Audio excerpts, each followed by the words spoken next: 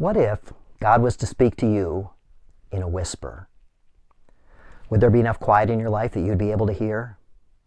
I believe that God has a wide vocal range. God speaks in a lot of different ways. It's not up to us to decide how God will speak. What we do have some control over is whether we'll be able to hear. A wise parent was walking with her daughter in the park. They came across two people who were yelling at each other. Her daughter asked, "Why do people shout when they're angry?" The wise parent said, "When two people are in love, they talk softly to each other. What happens when the love increases more? They start whispering. They often get to the point where they only have to look at each other to know what they are thinking. But when two people are angry, the distance between their hearts increases, and to cover the distance, they need to shout so that they can hear each other. The more the anger, the greater the distance they have to cover."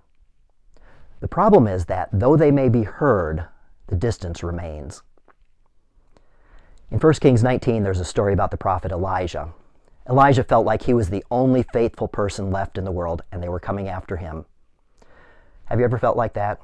Like you're trying to be faithful, but you're the only one? There was a great wind, but the Lord was not in the wind.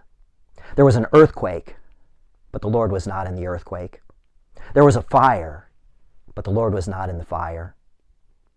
Then there was the sound of sheer silence.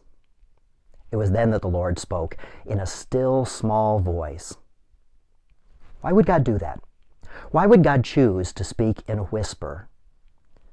Maybe it's because God wants us to lean in. Maybe God wants not just to be heard, but for us to be close. What if God was to speak to you in a whisper? Would there be enough quiet in your life that you'd be able to hear? Would you lean in? What if God is speaking to you now? This is our Thursday, August 8th edition of a video series we call Stronger Faith. Stay safe and be well. God bless you.